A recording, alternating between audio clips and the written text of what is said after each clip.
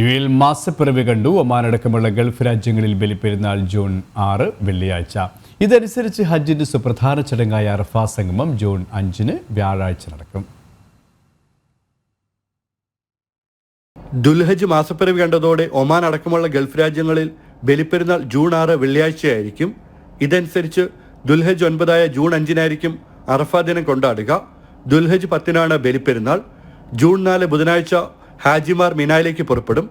ലോകത്തിന്റെ വിവിധ ഭാഗങ്ങളിൽ നിന്നുള്ള ദശലക്ഷക്കണക്കിന് വിശ്വാസികൾ ഹജ്ജ് തീർത്ഥാടനത്തിനായി ഇതിനോടകം മക്കയിലെത്തിയിട്ടുണ്ട്.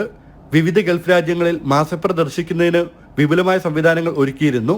മാസപ്പിറ കണ്ടതായി ആദ്യം സ്ഥിരീകരിച്ചത് ഒമാനാണ്. പിന്നീട് സൗദിയിലും തുടർന്ന് മറ്റ് ഗൾഫ് രാജ്യങ്ങളിലും മാസപ്പിറവി സ്ഥിരീകരിച്ചു.